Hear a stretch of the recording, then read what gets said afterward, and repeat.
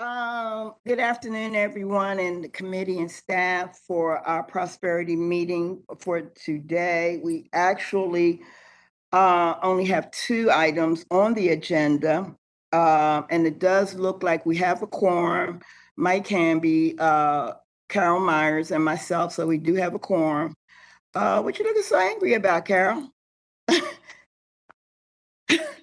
um, uh, Can't hear a word you're saying. But anyway, we're going to go ahead on. So can I get a motion to call this meeting to order?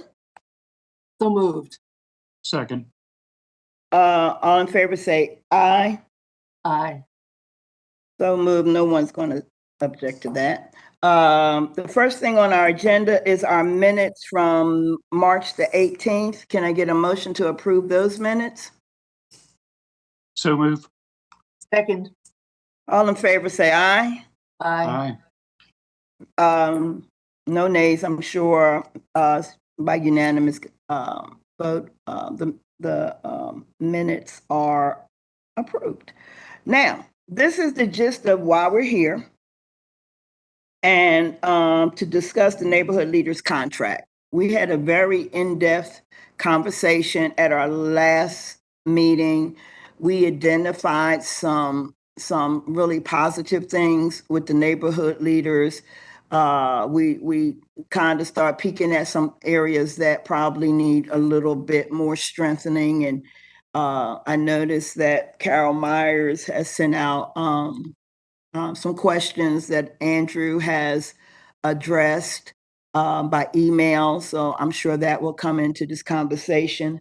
So with that, though, I am going to turn it over to our assistant manager, Nikki Jones, to lead us into the discussion about the neighborhood contract. Is that okay, committee members?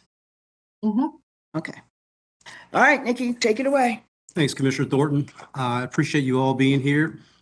I think it might be a good place to start with the questions that were sent in to Andrew, and maybe we could just kind of go through those and allow the audience to hear those questions and hear the answers to those questions.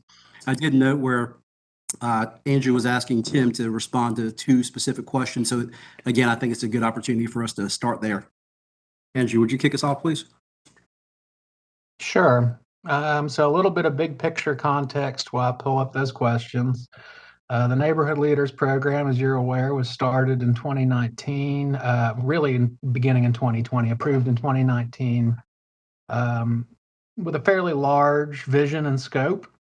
And since then, it's been renewed a couple of times. And ultimately, as we go into contract renewal, there's a few things that we're interested in squaring up. And I'd say the biggest challenges that we have at the moment from a logistics standpoint would just be that previously the budget's been on a calendar year, while funding is more on the fiscal year basis. And then along those same lines, the previous contract ran a calendar year.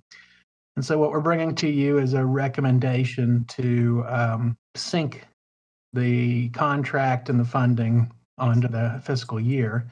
And I'll get into that a little bit more, but to go through some of those questions, one question from Commissioner Myers was, is the proposed budget in the contract of $750,000 for this upcoming fiscal year? And the answer to that is yes, that is correct. $750,000 is what's been recommended in the mayor's budget. And so as soon as that amount was recommended, that's when we started to finalize some of our contracting. The next question is, can you share what last year's budget was? And I'll tell you, it's a bit challenging, but at its core, last year the program was allocated $750,000 for the balance of FY22, with a little more funds being available in one period over the other.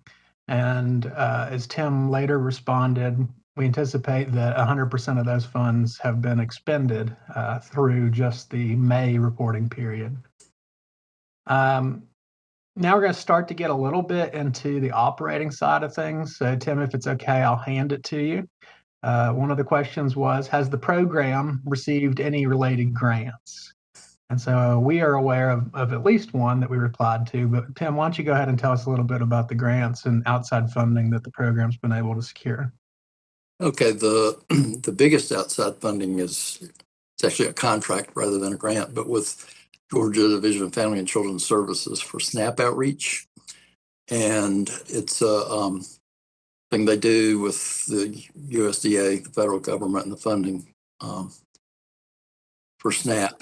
And they essentially contracted with us to add 2 additional neighborhood leaders, full-time working countywide, specifically doing SNAP outreach.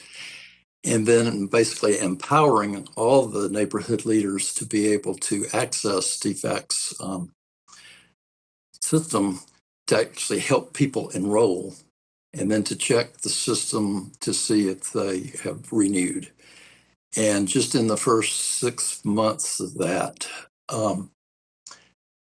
depending on whether you assume that every single enrollment was just one person, that would be $1.8 million annualized in additional SNAP benefits to Athens residents through that initiative in the first 6 months. And if you assume that it's a household of 4, then you would more than double that amount. And so it's been a great partnership, and it is significantly helping with the funding. That total amount more than covers the additional cost of having 2 additional neighborhood leaders. And just one clarification, it's up to $192,000 in match funding. In the first 6 months, we had spent about $60,000. So it's not necessarily the maximum, but it just depends on what DFACS allows to be matched. And that's really the one other contract we have. We've gotten several one-time grants over the last 2 years. One called State of Hope that actually is also a Georgia DFACS initiative, but through the Metropolitan Atlanta Community Foundation, and that allowed us to beef up our Neighborhood Leaders Hub, which is basically a converted warehouse space that serves both as a meeting and training center and as a hub for goods that are donated. And so we have great partnerships like the Athens Diaper Bank. Our neighborhood leaders distributed over 106,000 diapers from the diaper bank last year. The Concrete Jungle and others provide fresh produce that they're taking out multiple times a week and getting to folks who need food assistance. That also provides a great link for helping people enroll in SNAP, because the people who are looking for food are usually eligible for SNAP and oftentimes have not enrolled. As I think you know, Clarke County has been recognized as a state with tremendous under-enrollment in SNAP. And then we have a partnership with a national nonprofit called NAIR, N-A-E-I-R, out of Illinois.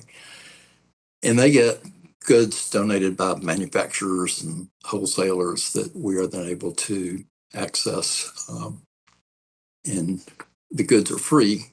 We usually have to pay shipping, processing, but it's a fraction of the cost.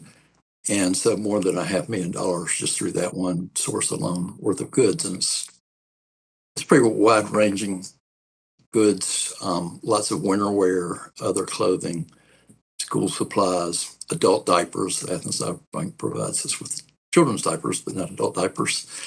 And just a huge variety of goods, including furnishings for the neighborhood leaders that came from them. And then during COVID, we had several people step up, several organizations as well as individuals who came to us and helped fund what the neighborhood leaders were doing. And so that was money we did not ask for reimbursement from the unified government, but there were one-time donations. And so that first year, when when $800,000 was allocated out of the prosperity package set aside. And this is apparently my mistake, and I apologize to y'all for it. But I had understood that that was a set aside, and when the unallocated part of the prosperity package was reallocated back into the general fund, I didn't think that applied to the funds that had been allocated to the neighborhood leaders, because they were allocated, they were not unallocated. And I have been informed recently that $88,851 that I had thought was still available to us is not.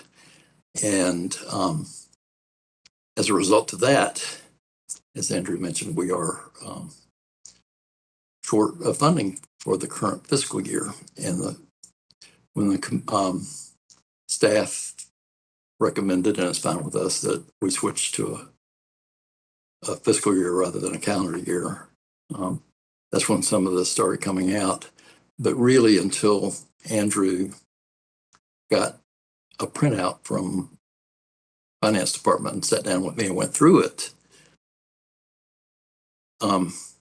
until then, I still thought, and I'll tell you, nobody told me that this money is here, except early in that first year, when we also postponed hiring most of the neighborhood leaders until the third month at the recommendation of staff. Then we talked about, well, we'll be able to carry this money forward, but there was no any kind of formal statement that we could. And frankly, we're in a hard spot right now, just to cover this fiscal year's neighborhood leader expenses. And I know that's not what the agenda today. The agenda is about the contract for next year. But and my intention had been to request funding, increase funding for next year. And again, we have the significant support from DFACS. We continue to raise other funds. We have a lot of expenses related to neighborhood leaders that are not billed to unified government for audit and financial accounting, and my time and my administrative assistant's time. And in fact, we've run off to 2 administrative assistants because of the work. And but anyway, so the $750,000, if that is all that is allocated, we not only would not be able to give pay raises to neighborhood leaders, as the committee previously discussed, we're going to have to pretty significantly reduce costs, either lower salaries or eliminating positions, or reducing or eliminating the optional benefits that are provided. And that's just where things are. Well, and I apologize to you all for my not understanding that. I will say there was a clause in what I thought was the original contract that said this automatically renews December 31st every year. But I've been told, no, it doesn't. Actually, I've been told that we're operating without a contract now. So technically, y'all don't have to reimburse us anything, but that's just.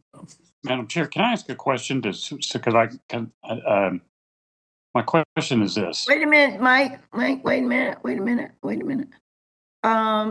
Tim, did you have anything else before we take Mike's question? Well, and I went way beyond the question that was asked of me, which was the, I don't remember exactly what I had to do with Commissioner Meyer's questions. Okay. And Mike, I'm gonna call on you. Andrew, did that kind of bring us up to date before we start opening up to questions from your vantage point? yes, ma'am, it did. Okay. Mike, it's on you. Okay. So before, I know we're going to talk about the contract, and that's good, but I'd like for us to settle this issue that is outstanding there right now with regards to the shortfall. And I kind of just wondered, was the shortfall created as a result of us moving from calendar year to fiscal year? with those months. And it doesn't, I guess I'm not really concerned about how it happened as much as how we can get it fixed. And it's my understanding that some of this money from last year, while it may have been from the general fund, it was actually reimbursed to the general fund from the ARPA dollars, if I'm not mistaken, but I may be mistaken on that. So technically, it's really just ARPA dollars and not general fund dollars, if I'm looking at it that way.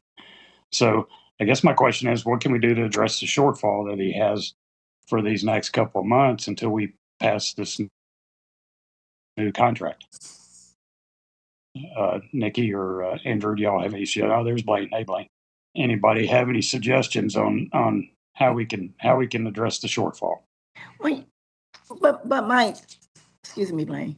But Mike, I think the first question you asked was not answered, and maybe that's where I need to be at.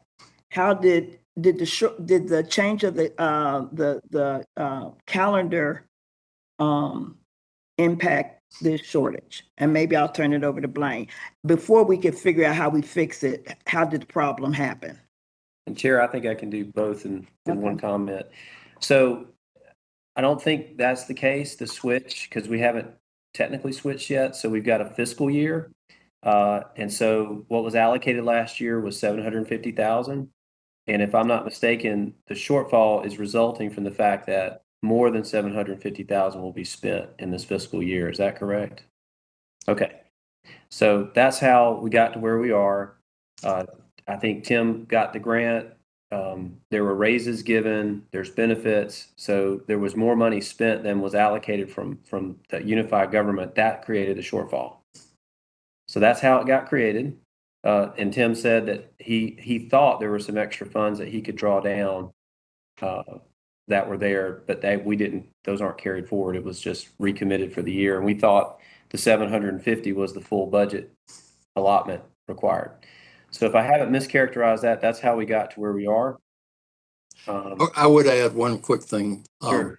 and what Blaine said is certainly accurate, except that the pay raises that were given to the neighborhood leaders were more than covered by the DPACS contract.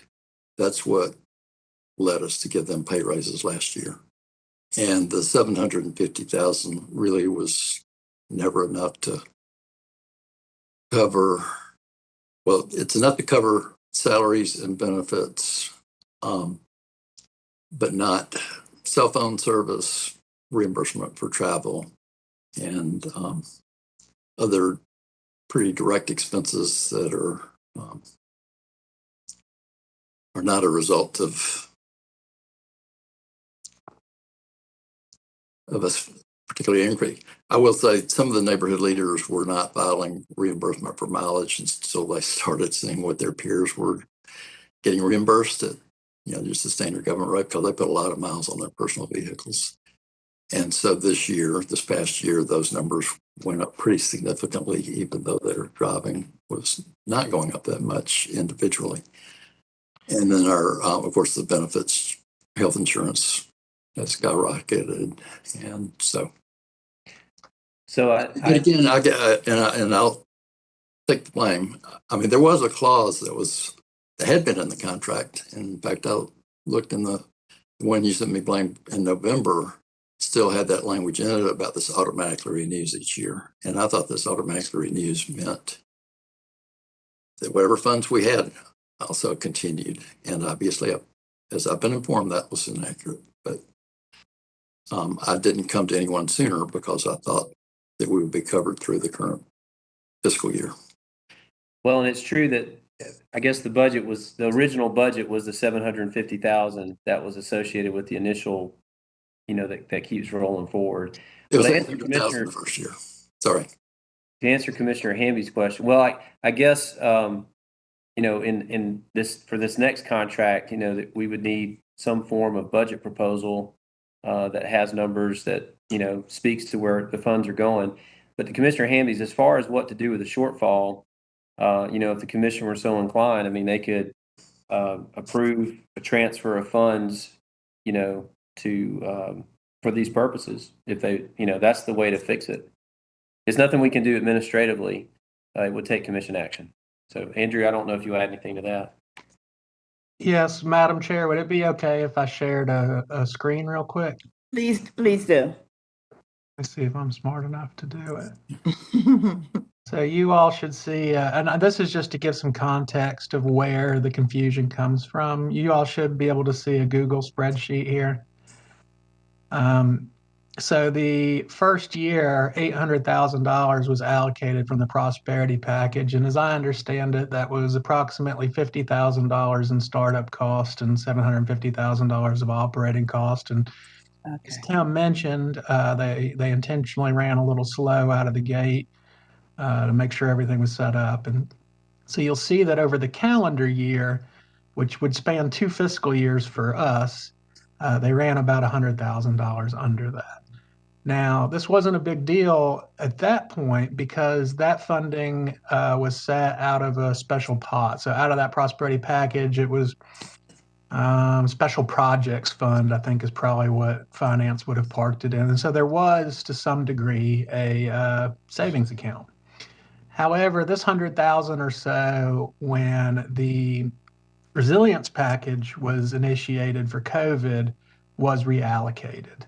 So there was a misunderstanding about some accrued savings. You can see as we move into calendar year 2, actually ran a little bit over, and because it blended funding sources, we now went from one type of funding to another.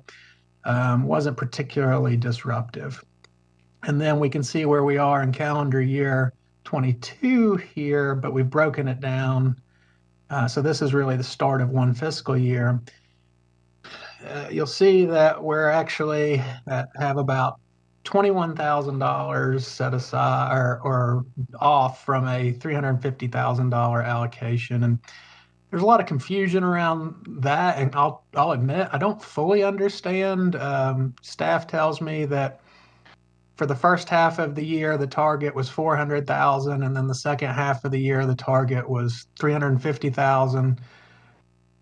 We've run some numbers. If it were the will of the commission, we can honor 375,000, which would be half of that. But also, as Manager Williams described, it really just comes down to the commission can approve a supplement that would likely be a blend of general funds in order to fill the gap if that's the desire. But this is one of the main reasons why we recommend to you to put it on a fiscal year cycle so that we can eliminate this confusion, because as we move forward, these funds are use it or lose it. If they're not used within a fiscal year, they will be reallocated to general fund balance as we move into the next fiscal year.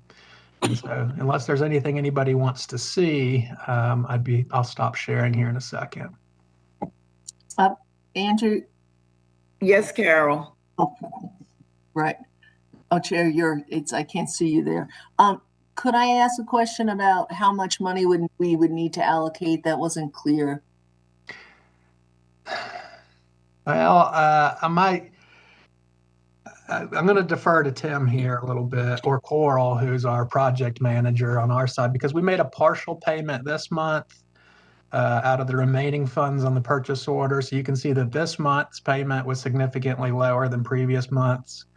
So I'm not sure what that delta is, and I'm not sure what the estimate is for June. I don't know if either one of them can speak to it. I will if Carl first. So about 79,000.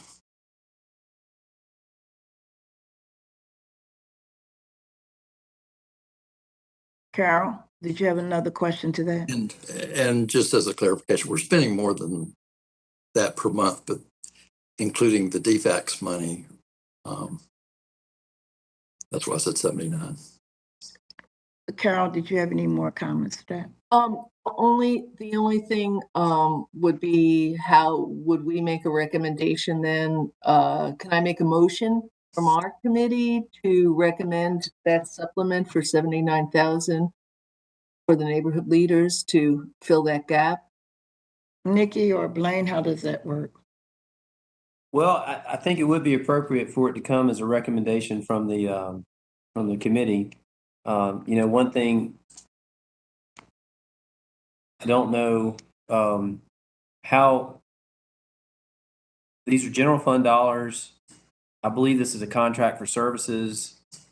It shouldn't be a legal issue. We just have to explain those overruns. I think also, Tim, I don't know if it was mentioned here or not. So there were raises. I think you added a couple of positions since the contract started. There's just been some extra costs that have gone up. And so I think that the recommendation from committee is the appropriate thing here, and I'll double check with the attorney on, you being a contractor, what the conditions were for the cost overrun. And I guess my question is, Tim, when you say raises, are you talking about raises that was taken from the prosperity package or raises that came from DFACs? 100% of the money that went into pay raises and additional, the 2 additional positions was covered, actually much more than covered by the DFACs contract. So if it weren't for the DFACs contract, we would be a lot further short at this point. So I guess I'm still struggling with the raises. Every time you mention it, it kind of confuses me. So really, out of the prosperity package, neighborhood leaders did not get a raise, not out of those dollars. Oh, you're correct. Yeah. Okay. And so then my next question is, the 79,000 is what we may recommend to get. So, all right, let me back up here. So the 79,000, does that include the 2 DFACs workers, or are they getting paid strictly out of DFACs money? It gets a little complicated because DFACs requires a dollar-to-dollar match.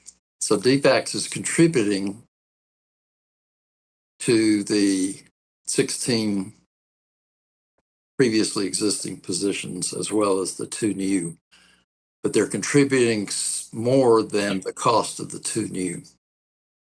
And so it's the 79 is to get us through with these 16. DFACs is covering those other 2, and they're actually contributing to the 16. Carol? Yeah, to clarify this further, the DFACs money is meant to help increase the number of people in Athens who are using the federal supplement, the SNAP program. Is that correct? Yes, ma'am. And so because that is one of the objectives of all the neighborhood leaders, of many, you can use a portion of that. But I assume that you couldn't, like for DFACs purposes, you couldn't fully fund those positions out of that money because their job descriptions are broader than that. Am I correct on that? You're absolutely correct. And that includes, so when they're helping people look at what benefits they might be eligible for, it's not that they can only say SNAP. If they look at if they talk about their income center, are you eligible for SNAP? Are you eligible for Medicaid, unemployment, others? DFACs is willing to contribute to that because SNAP is a part of it. But if they're helping somebody find a job, DFACs is not directly contributing to that. So in the budget that we're seeing here, that I guess was submitted this year, that includes service and all these other things in here, this is a budget you all requested or was agreed upon in the contract. The fact that more money was spent was you upped the budget based on the DFACs grant that you got. Is that correct as well?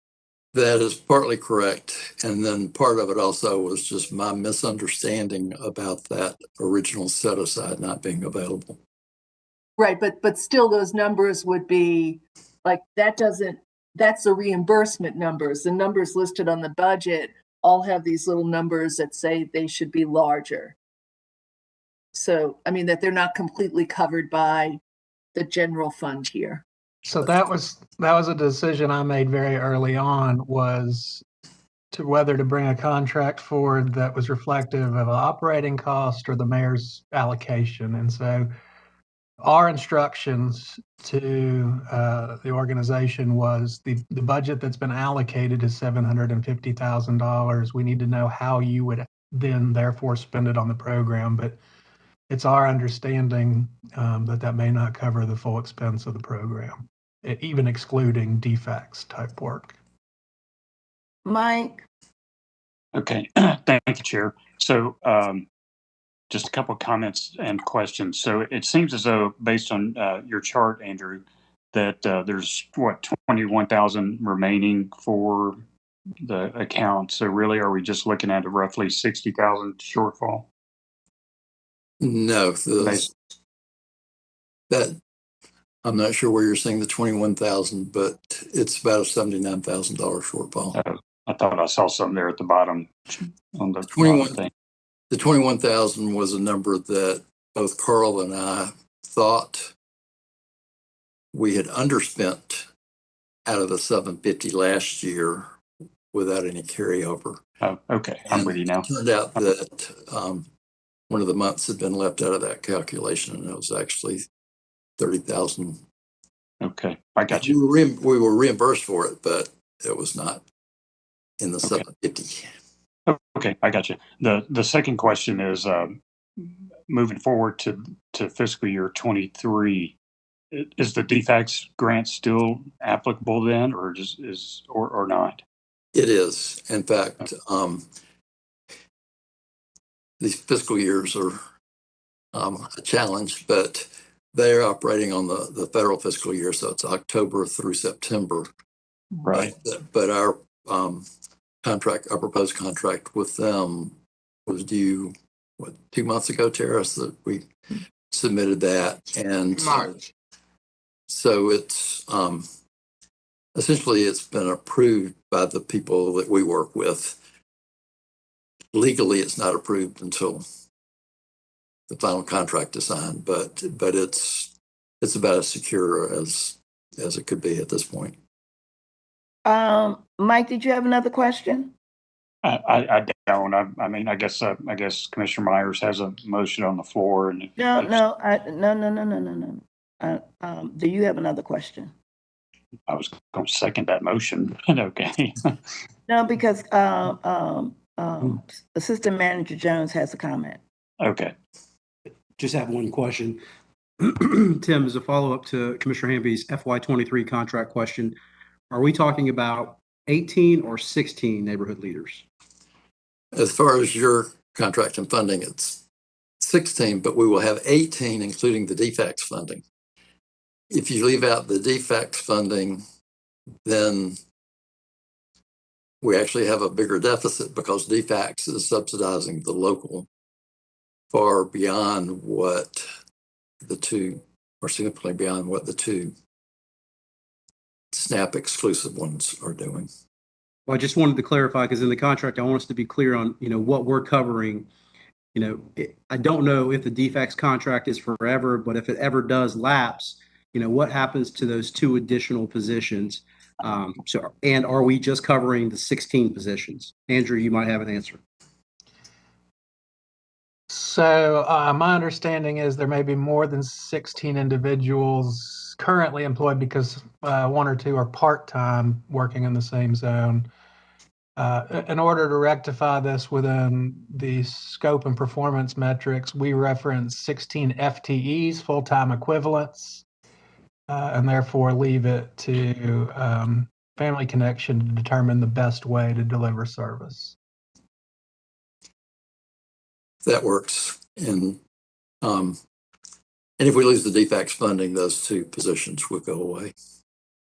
Mike, it looked like you put your hand back up. I did, and Nikki just got me thinking here about that. So thank you for pointing that out, Nikki. But I will say this too. When we first started this program, it was at the $750,000 level, and I guess I am a bit concerned that expenses have gone up, and without the time to have asked or to point this out, maybe it had been at the end of the first year's contract. So Tim if we keep it at the 750 level, I mean, that's what's in the budget now. So how can you, and that was what the original arrangement was for. I understand, and I understand we can talk about some raises for the neighborhood leaders, but that would that equal the budget you're asking for? No, it would not. And I will say that original 750 was based on a few phone calls and back of envelope calculations of what it would cost to hire 16 people plus benefits, plus a coordinator or director of the program. And we did not account for cell phone service. We did not include in those conversations the travel cost, mileage reimbursement, training, and other expenses. And by the time we did do a budget with HCD,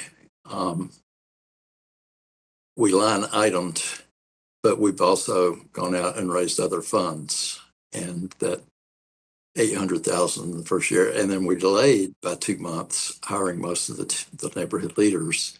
We saved a lot that first year, and I will agree with you that I should have raised this earlier. And again, it was my mistaken belief that what Andrew just said is close to $100,000 excess that first year. I thought that was still available. And I'll just say now that's my fault, and I apologize for that. Okay. All right. Thank you, Tim. I wasn't trying to put you on the spot. I was just trying to figure Please it put all me out. on the spot. Carol, I see your hand. Yeah, this might be a real basic question, but at this point, I have a couple questions. Is this coming from for next year, would it be coming from the general fund, or is it coming from other funds? General fund. Okay, then the second question was, because this is this is the third or fourth year? We're going into the third. Third. We're going into the third. Was there an understanding in the beginning that this was going to be funded like indefinitely, or that there would be a transition from county funds to grant funds? I'm just wondering what the initial discussions were in the beginning. That's a great question. The initial discussions really were some of the commissioners, the prosperity package set aside was created to address poverty. And some of the commissioners said, let's partner and fund neighborhood leaders to help us implement our response to poverty.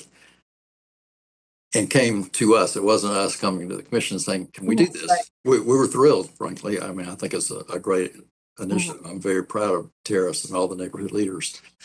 But in those commission sessions, going directly to your question, I repeatedly said it would be a real mistake to take this one-time set aside and work for a year.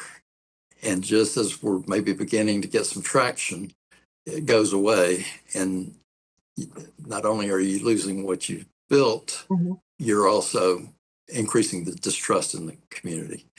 And the commissioners, and those who were on the commission at the time, I think will vouch that this is true, consistently said, as long as the program, there's never a guarantee, but as long as this program is doing what we talk about, we're committed to funding it out of general funds in the future.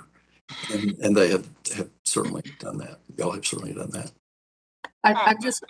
I'm just following up on that. I'm just wondering, and I'm not for this, against it, but whether or not this has been thought of, discussed, with the increase in funding, instead of increasing the number of neighborhood leaders, shifting to focus specifically on SNAP benefits and not expanding the staff at this point, if that has even been a discussion, or would be a discussion. So, well, they do a huge amount of work in addition to the SNAP outreach. And, I'm on the call this morning, and 150 something smoke detectors were installed in a local mobile home park in an event organized by one of the neighborhood leaders on Saturday. And, you know, just about every week I hear from in the neighborhood leader meeting that Terrace has every Monday morning about just amazing things that they are doing. And so the SNAP is certainly a huge economic boon. And for people who not only people who really need it, but the businesses that they're spending their money in, which tend to be local businesses and all the multiplier from that. But, you know, our long range intent is to reduce poverty. And while SNAP benefits are a little piece of that, it's certainly not the whole picture. Mike, your hand up. I did, and thank you. And Tim's characterization of it all is what I do recall, but I also recall another element, Commissioner Myers, of the prosperity package that we did fund, and that were for the 2 grant writers that are in HCD. And at that time, when we talked about the prosperity package, it was, you know, I think it was, I expressed, and I think Commissioner Thornton did express as well, among others, that the grant writers that we hired in-house, in order for the prosperity package to continue, we were definitely looking at funding neighborhood leaders to help us with this effort for how, you know, for a while. But we wanted those grant writers that we were hiring to also help bring extra dollars in to help us fund not only the neighborhood leaders, but additional dollars for the prosperity package. And I'm not sure that it's happened that way. I wish I were wrong, but I don't know that I am. So I'm going to just chime in just for a minute. I know I'm facilitating and I should be, you know, listening to the committee and staff, but I do want to chime in since I was part of putting the prosperity package together. Clearly, Mike is absolutely right in what he just said. But if I gave you or anybody else that the impression that this would just automatically roll over each year, I apologize, because this is general fund money and we just can't be, you know, we can't promise this month that it automatic. It's a process that local government goes through. So if we made that promise to you, or from my part, I apologize, because we always go through a budget process. And the money that initially we used was from, what part of money that we pulled the prosperity money from, Mike? It's the fund balance. The fund balance. That's where the money came from to even pull this all together. Which is typically a one-time expense, actually. So okay, so therefore, if there was something wrong or impression that I gave, I apologize. But this is part. If it's general funds, the prosperity package, I mean, the neighborhood leaders, all of this still should go through the same stream at our budget scenario. And I apologize if I implied that it was automatic. The question I asked at the time was that because that set aside out of the general fund balance was a one-time occurrence, I wanted to know if the intent of the commission was this would be an ongoing project. And commissioners said yes, and certainly nobody guaranteed anything. And I don't think you legally can guarantee what a future commission does anyway. But and written into the contract, even though it did have that language that said it would automatically renew, it also said contingent on mayor and commission providing the funding. Okay. Is your hand still up, Mike? No, I guess I just am going back to the original question. Let's get this one situation fixed and then figure out the contract. Andrew?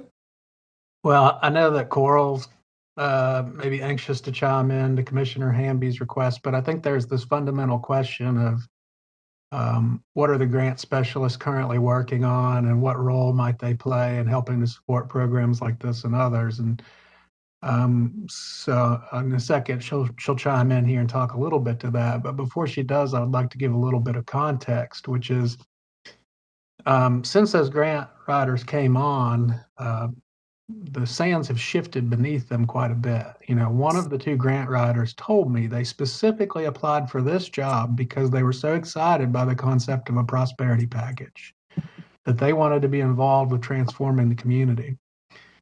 Pretty soon after, COVID set in, and then since that point forward, the Department of HCD has basically been on emergency footing. So you've been seeing the department involved with CARES Act. You've been seeing the department involved with CDBG-CV along with their regular line of work. And more recently, the department is incredibly short-staffed, and I appreciate the efforts that the commission is and has taken to add capacity. We're now in the standpoint of operationalizing that capacity. But one, kind of heads up or example of where this stresses that original intent was the grant writers initially were supposed to be, grant specialists were really supposed to be about raising funds and building capacity. We have one specialist who's managing this contract, but also is managing the eviction prevention program. The other one is managing the homeless encampment. That second project I mentioned is very time intensive. Both of them, quite frankly, are very time intensive, just in different ways: paperwork, engagement with the program managers, and so on. And so I think fundamentally HCD and the grant specialist look forward to returning to a standpoint where they can do the work that they were asked to do. And quite frankly, I'm worried that we might lose them if we don't engage them in it. And so that's just some big picture context when you say, like, well, we started a project with X in mind, and I'm not sure X has been accomplished, and you may be correct. I mean, there's been some efforts there, but not fully executed on. Well, it's because Y and Z came down that pipe real quick, and since then we've been picking up the pieces. And so, Coral, if it's all right, maybe you can. Coral is one of our grant specialists. Maybe you can provide some additional context. Yeah, thank you. Well, speaking to what Commissioner Hamby had said about writing grants to support the neighborhood leaders and other, prosperity package initiatives, probably the biggest thing that I see that even if we were to be able to redirect our time and attention to that is the prosperity package has now been depleted through the resiliency funds for COVID. And in order to get major grants like, program sustaining grants, multi-year grants, you have to have that kind of lump sum available as leverage for these type of grants. And that leverage is no longer there. So, definitely that's something Tim and I have talked about is, trying to write some grants to support the neighborhood leaders, but that's going to be pretty piecemeal without funds set aside for this purpose that we can use as leverage to, write for the neighborhood leaders or other, poverty reducing initiatives in the county.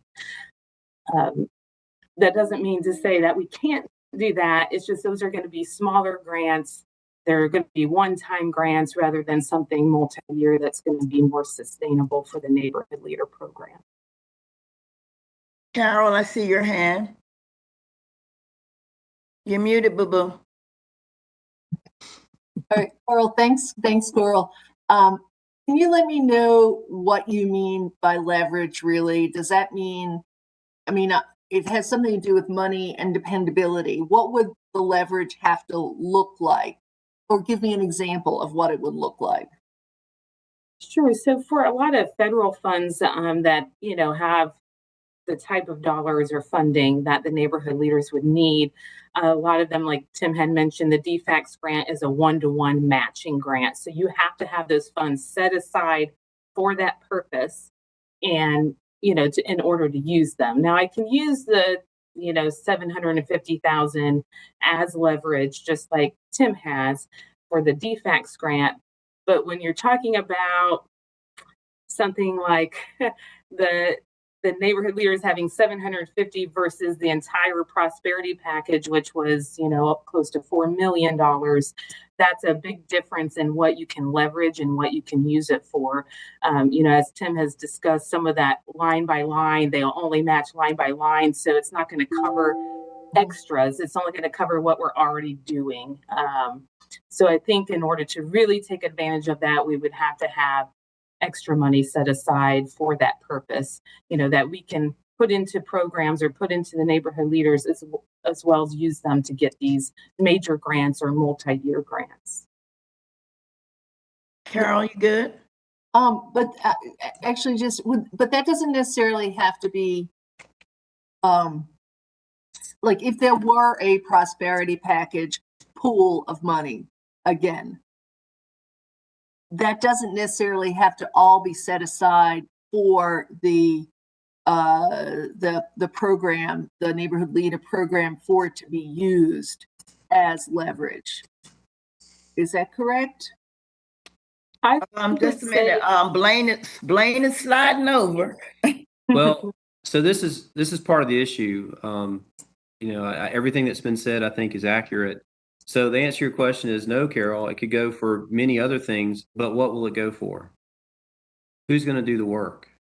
Which program, and is it going to go to a specific nonprofit? And which nonprofit will do that and be held accountable? And how much will our staff be involved with making the nonprofit do what they need to do? It's a pretty complicated thing, and we don't have the priorities. I think through the ARPA process, we've got some refinement from the commission on several big levels that they'd like to pursue. With the ARPA funds, we have discovered, and I'm going to say it, the staff has put forward a couple of times a nonprofit capacity building. Our staff are spending a lot of time with startup nonprofits with very, very, very basic things, in how to get insurance, open up checking accounts, getting a CPA. So if you want to go for a blockbuster grant that we're going to leverage with other funds, how do we prioritize which nonprofit we're going for, which topic we're going for, what funds we're going to leverage for that? So I think there's more to be discussed, perhaps even in this committee, about how we go about coming up with that. So sorry, Coral, I didn't mean to cut you off. Right, and I didn't actually mean that. I was actually just trying to understand the financing. So the way I'm financing at home, like if you just, I'm making all this up, you take $3 million, but you're not really going to spend it on that, but you say it's there and it's hanging out there and it's really part of our, funds for, the leftover funds. What do we call those? But anyway, balance. Right, unallocated. Like you do that knowing it's like me having a savings account. Like I'm always going to keep it at, I just don't know how the financing of those grants work and with the county money. So thank you. I wasn't suggesting another program, Blaine. Mike, is your hand up? Yeah, it is up, Chair. Thank you.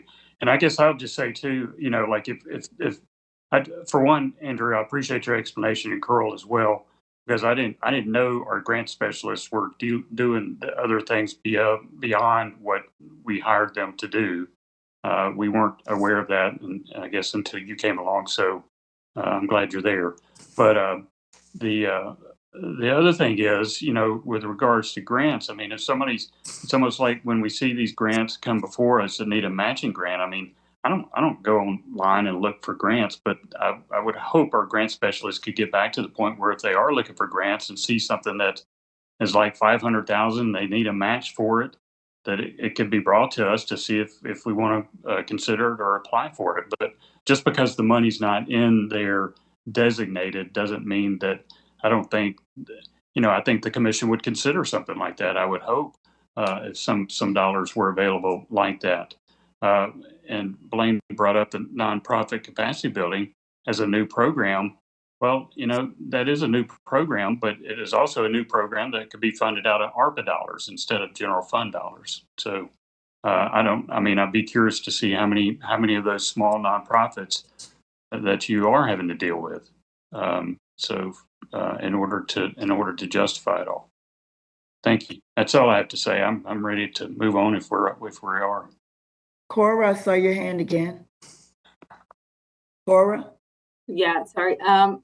That's okay. I was just going to say a little bit more about that. Uh, as far as the funding goes, with having that set aside is just that it has to be used for a specific purpose. And as far as like coming to the commission to ask for money being allocated for a matching grant, for example, that is, I don't know what the timeline is to get that approved, but most grants, when you find them, you have about a month to submit them. Mm-hmm. So I don't know if that would necessarily be the best way. Whereas if you have a, batch allocated for, let's say, poverty alleviation, that money is already there. You can act on a grant as soon as you see it.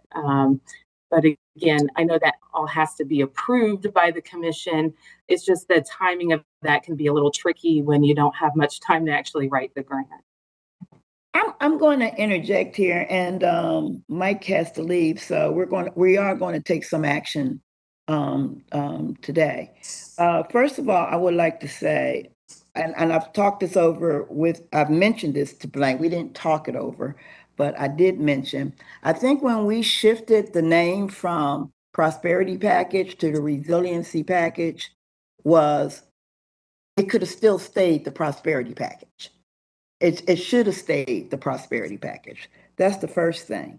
The second thing, ARPA money, CARES money, we have never connected the neighborhood leaders and their work to either one of those pots intentionally, as if to say, we got the ARPA money, let's continue working with the neighborhood leaders. Mm-hmm. When we got the CARES money, let's continue to figure out where the neighborhood, they're already on the ground. We opened the door for other organizations, which is good to bring in new organizations, but we also got to make sure that we are sustaining the organizations that already have been boots on the ground. Neighborhood leaders has not come up in ARPA discussions nor CARES money. It definitely did not come up when we had that big blowout about Athens Eats. So we've just got to do a better job of communicating, I think, and looking at all the other options. Now, ARPA money is sitting in the bank, some of it, and it's growing interest, right? It's growing some interest. Maybe that's where we need to look at. What do we have in the bank that is growing interest that does not directly impact our general budget, especially in these emergency situations? So I definitely do not, especially after all that we've been through with the neighborhood leaders, I definitely do not want morale and work to suffer because we didn't look at everything that we should have looked at. So Carol had a motion on the floor, unless there's any other conversations, we'll figure it out, but how we're going to, put this money back or get us through it. But Carol had a recommendation, and if you're still good with it, I think this is the appropriate place.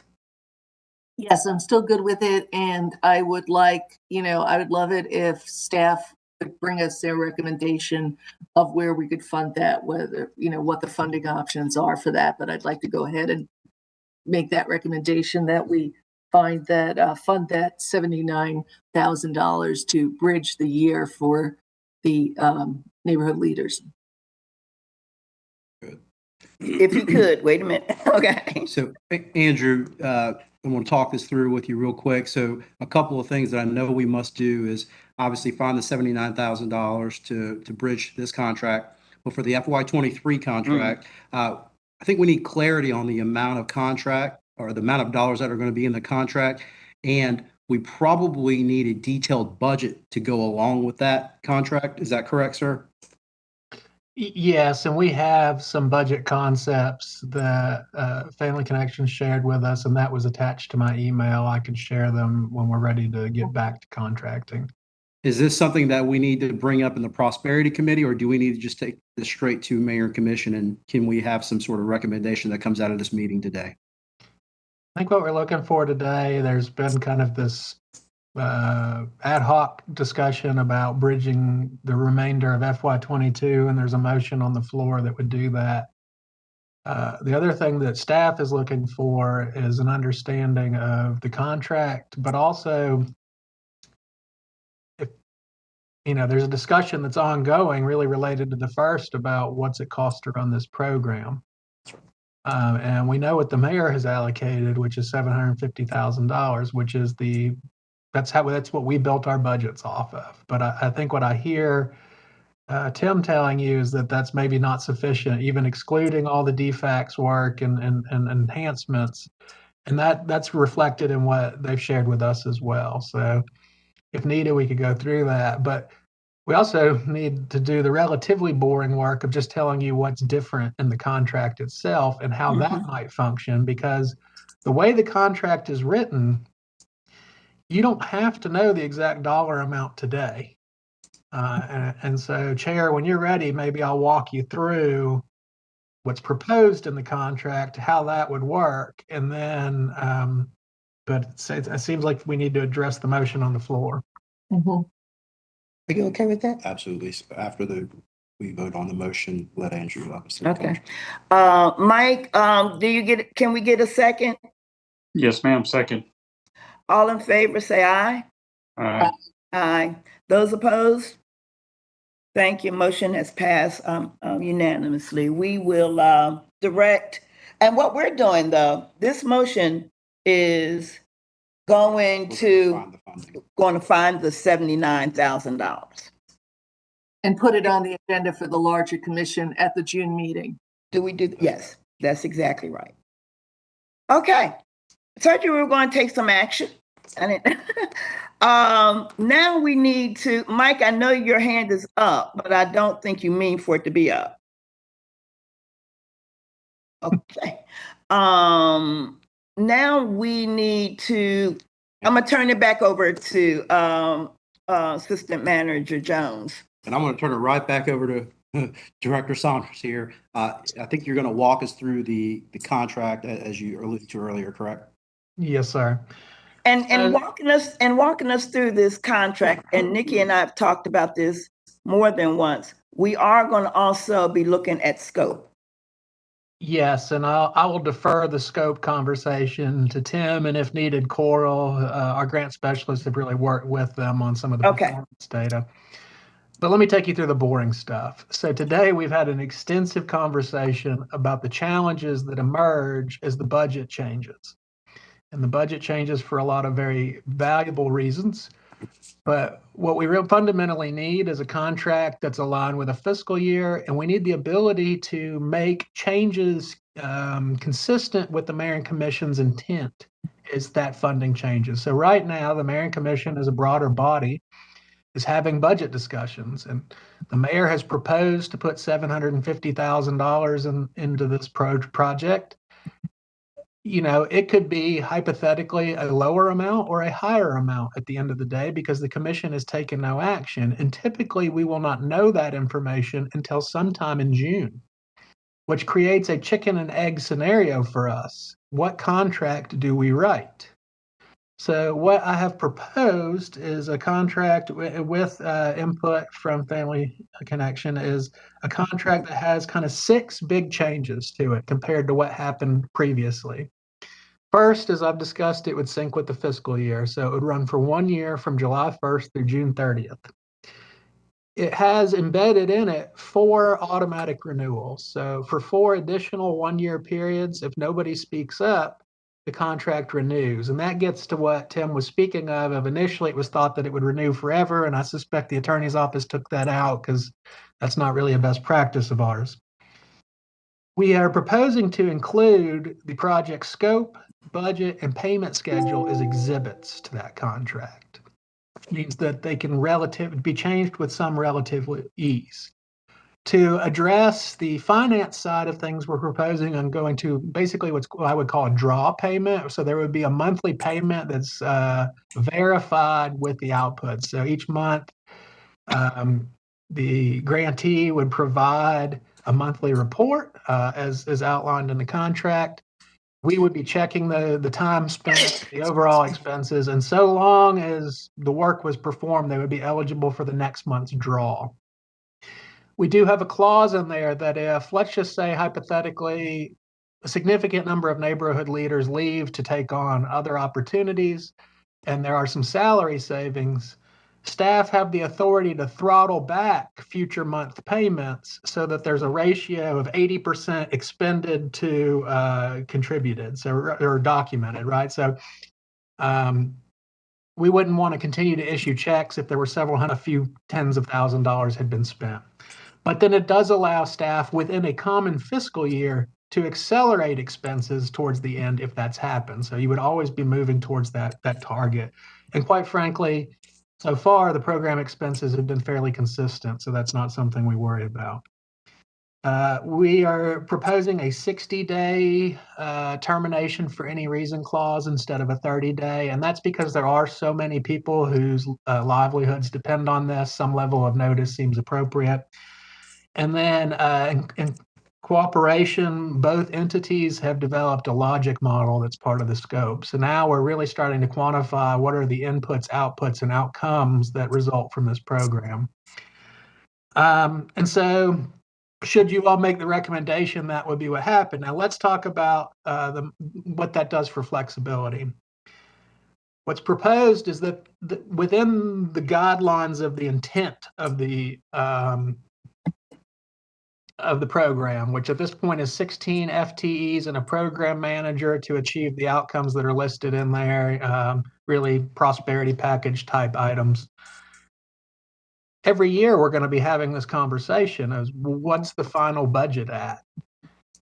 What the agenda report that's being proposed, but also the contract references a little bit, is that the manager would have the ability to cooperatively work with the grantee to develop that final scope proportionate to the budget. So for example, if the commission said, times are really tough, we're going to cut that budget in half, and they were to communicate what the intent is it to reduce the number of neighborhood leaders or reduce the hours per zone or whatever that might be, we would then work collaboratively to finalize that scope on the renewal. On the other hand, if the commission were to say, we would like to increase that project budget by X% so that the participants in that program are eligible for raises, again, the manager would finalize that scope, and that would be shared back with the entire commission through a NOPA, the Notice of Proposed Administrative Action, so it would be a memo. The commission would not be in the dark on that final scope, but what we are trying to streamline is the agenda cycle so that we're always operating under a contract proportionate to our budget. And so probably best there, Chair, is to pause and take questions about the contract and then maybe move into the scope of work that's been proposed. The only thing that I have a question, I'll open this, make sure that Mike and Carol have time to speak. You said that that the manager would have this power. Why is it not the manager and the prosperity committee? I think just because it sounds like it comes from the manager and then it goes to the full commission. So it looks like the prosperity committee just got erased. So to explain that to me. No, I don't think it would quite be that. So I still would envision the Prosperity Committee having regular updates to review the progress of the work and talk about goals for the coming year, and maybe a bit earlier in the budget season discussing intent for the coming year. But understanding that between the time period that the mayor's budget is released and the mayor's budget is adopted can be fairly hectic and challenging. And the fact that Prosperity Committee recommendations, as I understand it, then go back to the commission for ratification. this is meant to run a parallel course. So I would say that the Prosperity Committee would be, kind of going through the SPLOS concept. They would be conveying what the concept is for the year, conceptually what changes might be recommended. If those are then paired with the budget resources, the manager would be structuring in cooperation with the grantee, structuring that scope of work to match that. Of course, if we had a different manager or some scenario where the manager gets really wild out there and they say, oh, no, this is all about transportation. We're gonna completely co-opt this scope. First of all, I suspect our grantee would speak up. Secondly, it would be shared via ANOPA. So at any point, the commission could say, hey, Mayor, this seems odd. Can we put this on the agenda for a vote? So there are some checks and balances there, if that makes sense. Well, I'm glad you explained it like that, and I hope when we see it again that it is in that kind of language written, because again, it looked and it sounded like the prosperity, and I don't expect to chair the prosperity council, so it's not about me, but it just seemed like there was no role that you stated verbally, and I think that yeah. So yeah, I would just like when this gets written out and fleshed out, that there is a role that is stated of the Prosperity Committee. Yes, ma'am. Scope is oh, wait a minute, let me I got the thumbs up. Scope, Tim? Yeah, well, we took what was in the scope of the original contract from back in those ancient times right before COVID, and updated that based on what we've been doing, but it still really focuses in on the original language that y'all had in the prosperity package of working together to address poverty, social disparity, and wealth inequality in Athens-Clarke County through a full-time project director and 16 full-time neighborhood leaders, one for each of 16 prosperity zones. It does also mention that we have the federally funded SNAP Outreach Partnership, and that's incorporated into the scope. And so essentially the work is done in what we call 2 tiers. So tier 1 would be group outreach. So we have neighborhood leaders presenting to community groups, to doing classes, doing outreach on things like the fire smoke detector outreach on Saturday. They do one of the things that's been most effective for them has been the community resource fairs, which those have been very large countywide kinds of events. What neighborhood leaders have been doing is in the neighborhoods with the highest poverty level where people have never seen anybody come in and show resources. And that's been very, very effective. And of course, that will continue. That's part of tier 1. And then tier 2 is individual case management.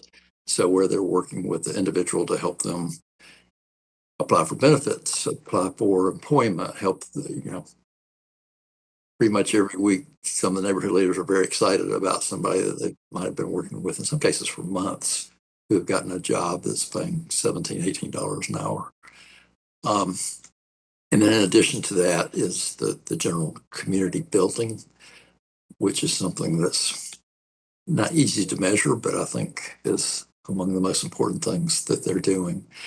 And really connecting folks in the community to each other, but also to local government and the different departments. One of the things that Manager Williams did a while back that's also been very effective is to have leadership from different departments meet with the neighborhood leaders, both to get their, both to explain what the department does and what resources might be available to neighborhoods, but also to get feedback from these folks who are working in the neighborhood about the way they're doing business. And of course, that will continue. And then the other, or another part of it is for them to help inform commissioners, family connections, strategic action teams, and Vision Athens work groups. And so each of our strategic action teams and each of the Vision Athens work groups have neighborhood leader representation. Terrace has organized the neighborhood leaders into 4 strategic focus groups that might not be the exact term she uses for them, but each of those has 4 neighborhood leaders who are focusing in, whether it's on housing or education or other specific issues, to become more deeply informed and engaged, and then also help inform their colleagues within the neighborhood leader program, as well as community partners. And so with a lot of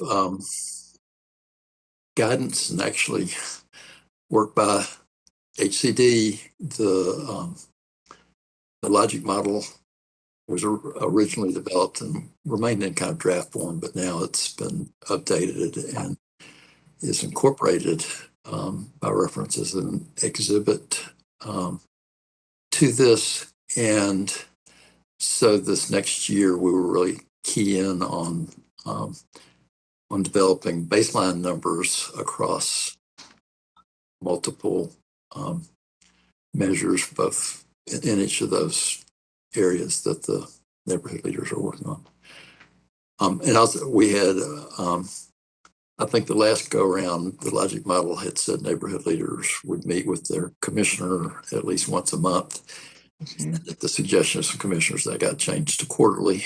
But at least that doesn't mean that commissioners we wouldn't be delighted to have you meet with them every month if you want, or every week for that matter. But I know you're all busy people.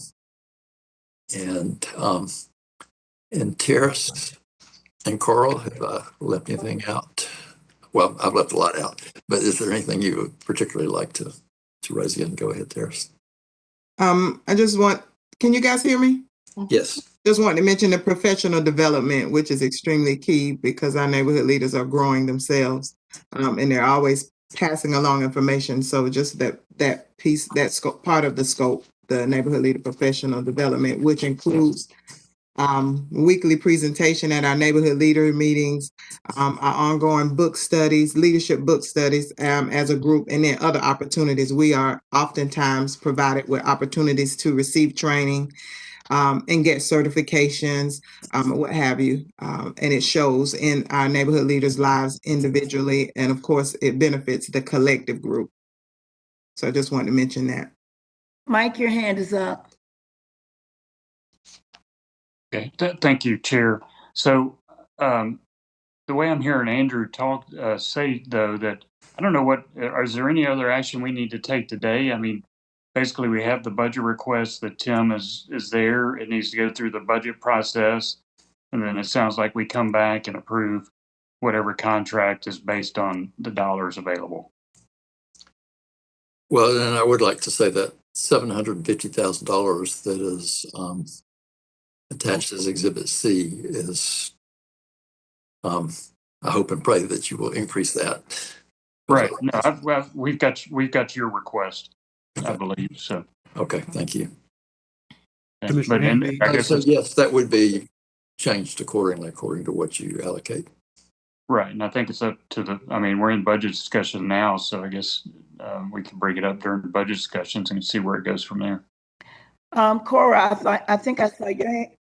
Is that right, Andrew? I mean, I don't know what. I'm just trying to figure out what other action we can take today. I'm sorry, Andrew, do you want to answer his question? Because Cora had her hand up. Yeah, so the way it's envisioned is that we would move forward with this scope, which is acknowledged to maybe the budget to be insufficient. And if the mayor and commission as a broader body modify funding, that we would modify the scope to reflect that. Using the budgets that Tim has previously submitted us, it looks like there's about $180,000 delta between how much we currently fund and what it might cost to operate the program as it is today with no changes. So there's two discussions that the commission is going to need to consider. One is there a desire to fully fund the program as it exists today? And the second is what changes, if any, do they intend to make beyond that? So we have a budget discussion this coming Thursday. Andrew, Tim, do you think you could have the detailed budget information for us that we can provide to commissioners as we are having these budget discussions? Because it's pretty critical that we go ahead and put this on the table. Yes. And I would like to see maybe a draft of 2 budgets, like bare bone, what you definitely have to have, and then what just some extras, bells and whistles. If that would be helpful for me. I see some hands. Carol, I'm sorry. Cora, hold up, Carol. Did I ever get to you, Cora? I'm sorry. That's okay. I was just going to talk about the scope and the logic model a little bit and let you, the committee, know that we have been working with GIO and Inclusion Office to make sure that those tracked outcomes can be tracked, efficiently and more easily by the neighborhood leaders. Right now, you kind of have to dig through the dashboard and get those numbers. So we are working on ways to make that more efficient and easy for the neighborhood leaders to track throughout time. Thank you. Carol, I'm sorry. Yeah, no, excellent. I was really curious on some of those outcomes and, thinking it's voting season and registered voters and such. So I'm anxious to see that all. I just wanted to say on the numbers on the budget, if we could get that, earlier in the day on Thursday rather than at meeting time, that would be good for us all to be considered, because we're getting to specifics level. Okay. Terrace, was your hand up? No, I was clapping my hand. Okay. I see Mike's hand is down. We've taken one specific action to ask staff to find that gap of the 79,000. We're going to look forward to budget recommendations as early as you can before Thursday. I think we also got a lot of information that we didn't have before. And I see Carol's hand up. We need to make a motion to approve this contract at the June 7th meeting as well, or to recommend approval of the contract for the larger body at the June 7th meeting. Okay. Any thoughts? That was the plan? That was the plan. If I could request a clarification about this conversation. So Andrew said if the dollar amount is adjusted from the 750, that the scope would change accordingly. But what I would say is if it's not adjusted from the 750, the scope is going to have to be cut back. So, well, you know what? I would suggest that you write that down by Thursday, and that's that bare bone recommendation I'm making and bells and whistle recommendation. Okay. Okay. Thank you. Okay. Any other thoughts? Great job. Can we get a motion to adjourn? Andrew? We need a motion on the contract if you all are so. Yeah, I made a motion to to recommend that the larger body consider this contract. Mike? Second. All in favor? Aye. Those opposed? Okay, so here we are.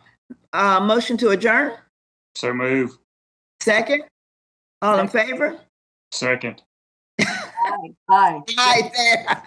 Goodbye, everybody. Thank y'all. Thank you all. Bye. Thank you.